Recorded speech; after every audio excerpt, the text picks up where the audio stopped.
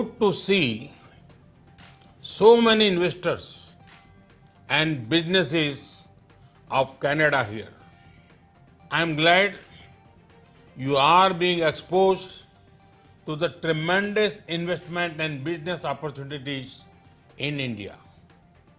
Friends, there is one thing common to most people in the audience. It has people who take investment decisions.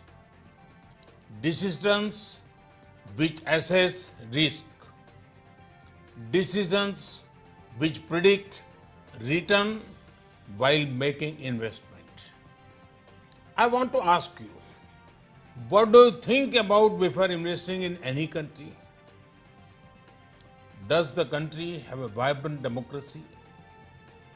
Does the country have political stability? Does the country have investment and business friendly policies? Does the country have transparency in governance? Does the country have a skilled talent pool? Does the country have a large market? These are different questions you may be asking. The undisputed answer to all these questions is one, and that is India. There is an opportunity for everyone, institutional investors, manufacturers, supporters of innovations, ecosystems, and infrastructure companies. There is an opportunity to invest, to set up units, and to run businesses. There is an opportunity to partner with our private sector and with the governments. There is an opportunity to earn as well as learn. Not only that, as well as to lead. There is an opportunity to grow. Friends, in the post-COVID world, you will often hear of various kinds of problems. Problems of manufacturing, problems of supply chains, problems of PPP, etc. Problems are natural. However, India had not let those problems be.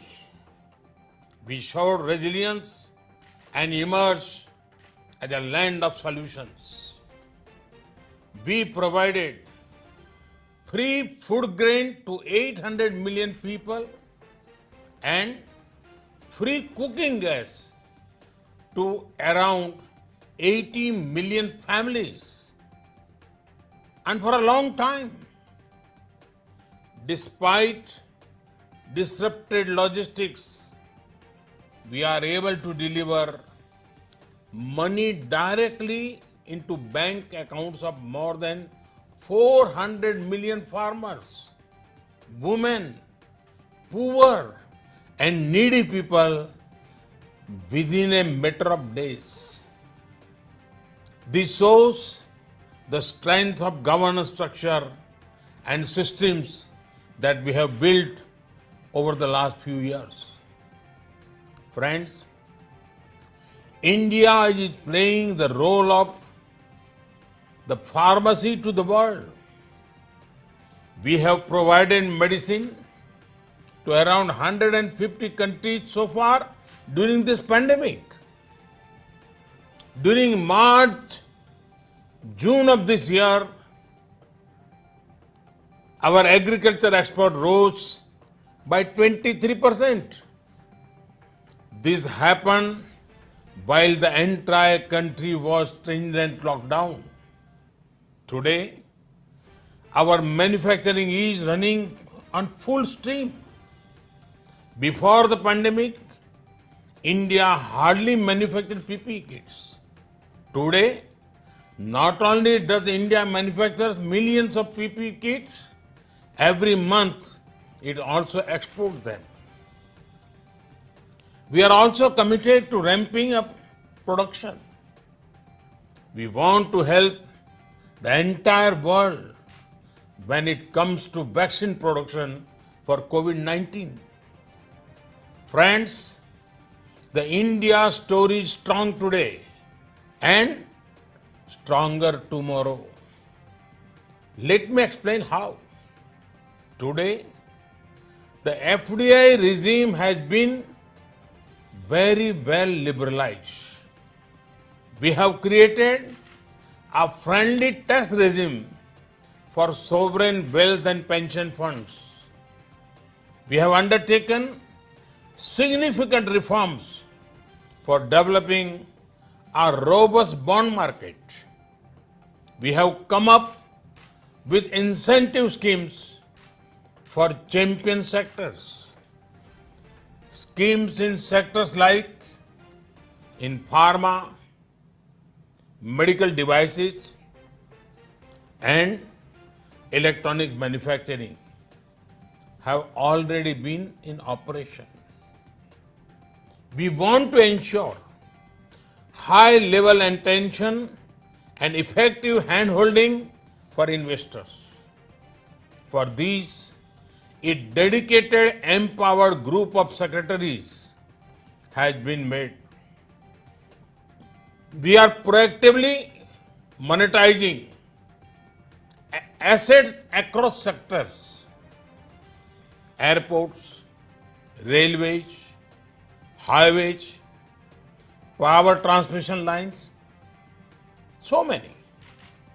Real estate investment trusts and infrastructure investment trusts have been fully enabled for monetization of both public and private assets. Friends, today, India is undergoing a rapid change in mindset as well as markets. Today, India has embarked on a journey of deregulation and decriminalization of various offences under the Companies Act.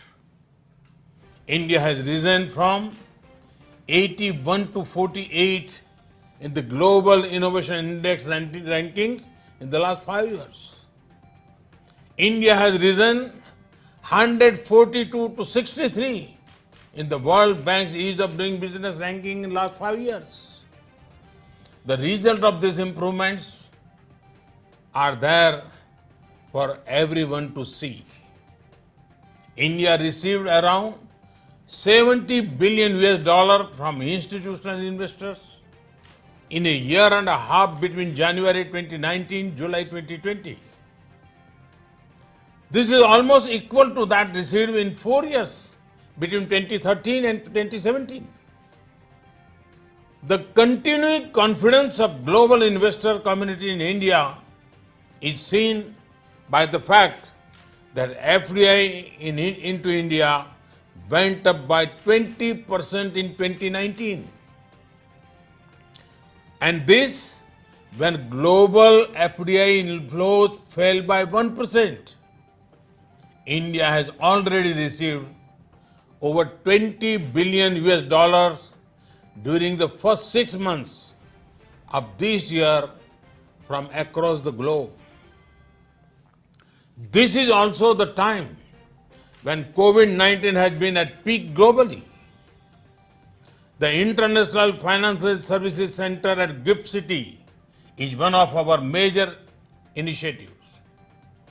Investors could utilize it as a preferred platform to transact globally. We have recently set up a full empowered unified regulator for it. Friends, India has adopted a unique approach posed by the COVID-19 pandemic. We have given relief and stimulus package for the poor and the small businesses. But we have also used this opportunity to undertake structural reforms. These reforms ensure more productivity and prosperity. India has undertaken a trinity of reforms in the field of education, labor, and agriculture. Together, they impact almost every Indian. India has ensured reforms of old laws in the field of labor and agriculture. They ensure greater participation of the private sector while also strengthening the government's safety nets. These reforms will lead to a win-win situation for entrepreneurs as well as for our hard-working people. The reforms in the field of education will further harness the talent of our youth. These reforms have also set the stage for more foreign universities to be able to come to India.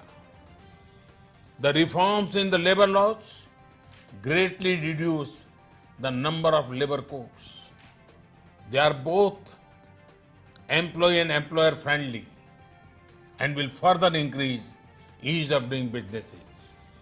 The reforms in the field of agriculture are far-reaching. They will not only give more choice to farmers, but will boost exports.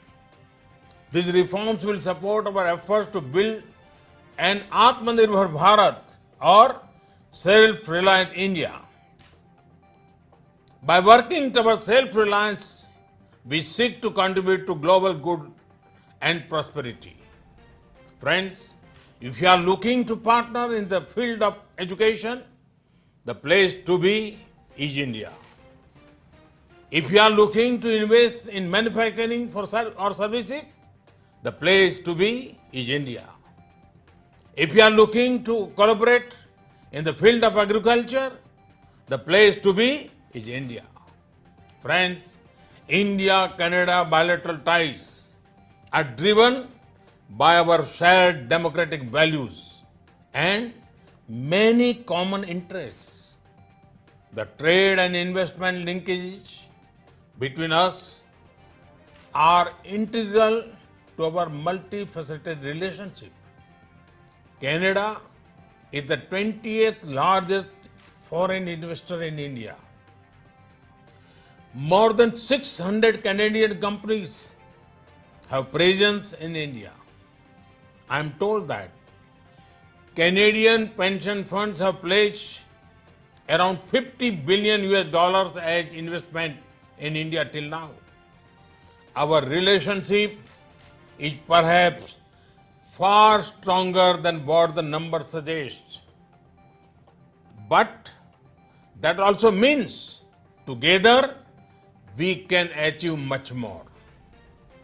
Canada is home to some of the largest and most experienced infrastructure investors.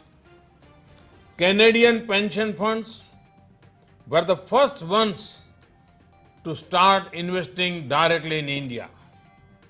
Many of them have already discovered great opportunities in a range of areas like highways, airports, logistics, telecom, and real estate. They are looking at expanding their presence and finding new areas to invest. Mature Canadian investors who have been in India for many years now can be our best brand ambassadors. Their own experience, their plan to expand and diversify can be the most credible evidence for all of you to come here too. In addition, you have the benefit of knowing India well. After all, Canada has one of the largest Indian diaspora in the world. There would be no barriers for you here. You would find yourself as welcome here as in your own country. Thank you for inviting me to address this event. Thank you once again. Thank you.